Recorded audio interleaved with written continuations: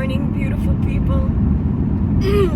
I'm on my way right now to my holistic therapy at Divine Health in Salem Springs, Arkansas. And I just wanted to shoot a video because I woke up today feeling so grateful. I've had, I've been feeling a little crappy here and there. And sometimes how crappy we feel, especially when we're going through something big like this, kind of taints everything. And yes, I said taint. See, I feel better already. But I woke up this morning feeling grateful and happy. And so one thing, it's been about 2 months. And so that was the first thing. Recognizing, oh man, I feel horrible and I really, I want to feel better already, and getting a little impatient with that because I've been doing so much. And like my friend and mentor says, free, chill out, chica. I'm like, okay, you gotta chill out. But so it's been about 2 months since my diagnosis, which, looking back at it now, I've come so far. It might not seem like it to some, because, I still have the nasty cough, my hip's still messed up, but when I look, it's like, how many other things are getting fixed along the way? Like, for example, for years, for as long as I can remember really, I've had my pinky toes have been black, right? It's just become something that's so natural to me that I don't even think about it. It's part of who I am. And half of my big toes, my thumb toes, also had like a fungus or whatnot. They're getting cleared. So that's a small, very, very small, but very significant indication that something that I'm doing is healing my body. That this fungus that I've been having for decades is finally like inching away. It's going away. It's awesome. I've also noticed that my autoimmune skin condition, my hands sometimes get dry, but they don't get those white itchy blisters that they used to. And the itchiness, oh my gosh.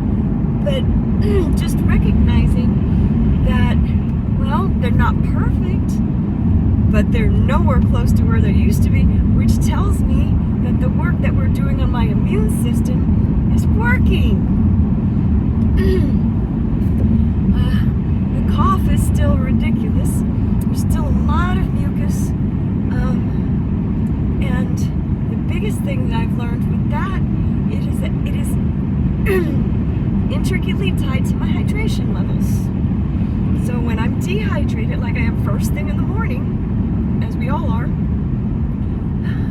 I cough up a lung. Yeah, that's funny. But what I've come to recognize is that all I really need to do the second I wake up is pound water. I'll drink a full one of these the instant I get out of bed, and I'll have a couple of coughs. Pretty hard coughs, but they're productive because they're loose, because they're hydrated. How's that? That's pretty freaking awesome.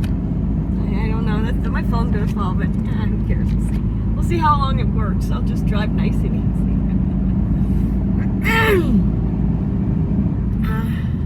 We're about to pass Hazel Valley too. The one thing that I've also noticed, so I'm learning so much about myself, about this vehicle that I call my body. I'm listening to it so carefully right now, and I'm hearing what it's telling me. I know that sounds very strange, but we're so used to go, go, go, go, go, and we're not paying attention to, we're animals. We literally are animals. And what happens if you ignore your puppy? They get sad, they get morose, they start screaming for your attention. That's what our bodies are. Our mind takes so much control over our daily lives that our bodies are left as a puppy that's ignored. So one thing I've noticed, first thing in the morning, so when you wake up and you're in that little in-between sleep and awake kind of phase, and your mind is still not, just in that I'm in the zone phase. But then that instant when you start thinking about what you need to do for the day, when you start worrying about what you did yesterday, that's when the flood of awareness comes up. And I notice that is when I start feeling the tickle that starts the cough. So then I start thinking, so what is it that's happening at that moment from sleep to awake? From that, middle zone, bronchi zone to awake. Cortisol. Melatonin gets you to sleep, cortisol wakes you up. If you're lacking in melatonin, you have a hard time going to sleep.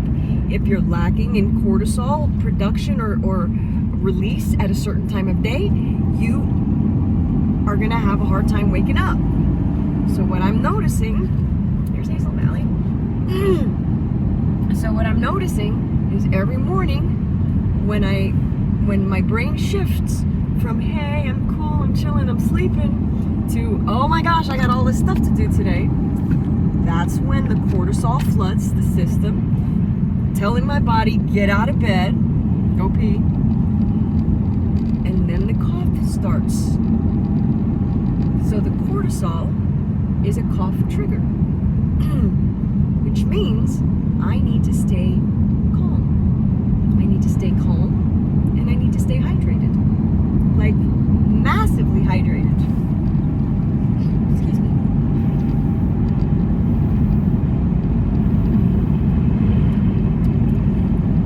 So that's wonderful.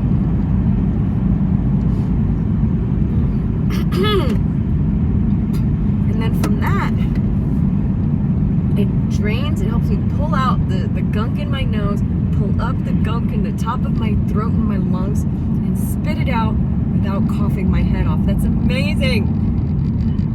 It's a wonderful discovery. Crazy things happen when you start listening to your body. It really is trying to communicate with you. But that's not the only reason why I woke up so grateful this morning. Because I know I'm not supposed to do it, but I do it anyway. I checked my Facebook, because I've been posting a lot more to share my experiences and to share some new information with you guys. And some people are real jerks, so I just delete them. If people are jerks, I just delete them. Screw them. I don't need that shit in my life.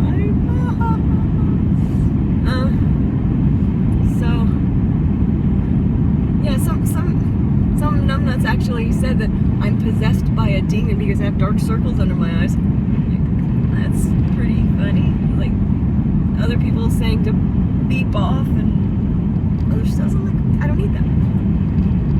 They have no relevance in my life, and I don't need them in it. So that's pretty powerful. Like, back in the days, that would have really hurt my feelings. But anyhow, so I checked my Facebook this morning, and I got a couple of messages from friends. One was, he sent a link to some herbs that help lung cancer. And I mean, this is a friend. I mean, we're friends, but we really don't communicate on Facebook. So when he was on Reddit, he found this great article and decided to Right to stay on Arkansas 12 West Highway 12. Yeah, it's really loud. Yeah, I've never gone to my my spa from this direction, so I'm using maps. again. I'm gonna do it, don't worry. In Arkansas 12 West. Yeah, I know. 12 West for 8 miles. I know it, okay. Somehow it's still holding on. It's okay. And then I got another message from another friend who is trying to who wants to reorder some of my dandy chicken, some of my other specialty liver teas, and then it just brought to mind all of the different. And then I received a card. I saw a card that I received from another friend saying that she's thinking about me and how strong I am, and then a couple of days ago I had a friend come over to help me in the garden, and she wants to know all about how she can get healthier. She's a breast cancer survivor and wants to improve her health that way, and she's like she'll work in the garden and pick my brain. I'm like, yay, that's like the best of both worlds. I get to share what I want to share, and I get some things done that I need to get done. It's perfect. Which reminded me of my other friend who comes around and who helps me with some other things in the garden. And like, I am so blessed.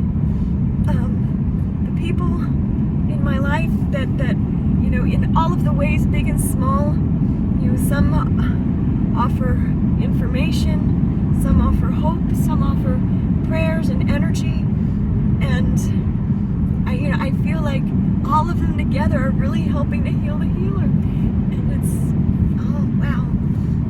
And then I got to talk to my health mentor out in Hawaii, which is always awesome. He's hard to get a hold of sometimes because he's out there fighting the good fight and healing people dozens at a time. It's just freaking awesome. Healing them with food, support, and love. That's all we need. That was pretty. Snapdragons. But it's, yes, I feel wonderful today.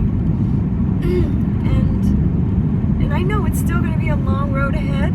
Got a lot of bad cells to replace. And we're going to do it.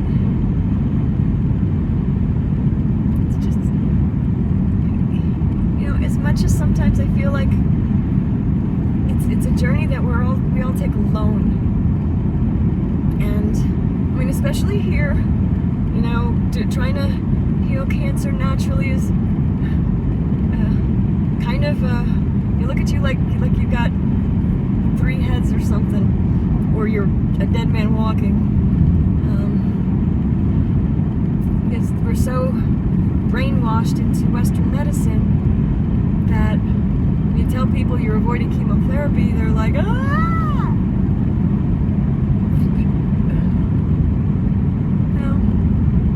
No, not true, not necessary. Well, yeah, I'm only partway through my journey, but I already know that even with this cough and this hip, I still feel a whole lot better than most of the other cancer patients that I've known. And actually, I need to come up with another word for it. I'm not a cancer patient. I'm not being treated by a medical doctor for cancer, so I'm not a patient. And patient actually comes from the Latin word patior, meaning suffering. You know, sometimes I have pain, and I'm not suffering, so I'm not a patient. If you have an idea on what I should call myself, be nice. Put it in the comments. I'm not a patient. Not yet a thriver or a survivor. I just want a good word. What do I call myself? A cancer contestant? No, I don't like that one. Losing is not an option.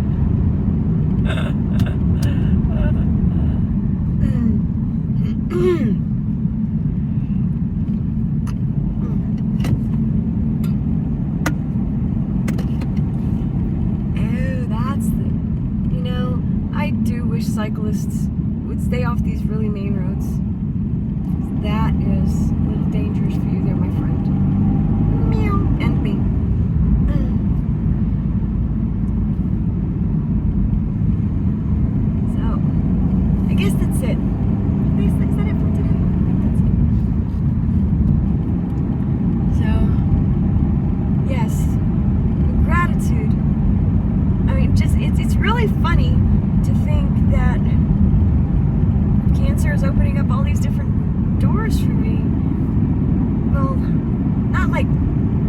professional doors or opportunity doors, but doors into myself. You know, I really do appreciate the people who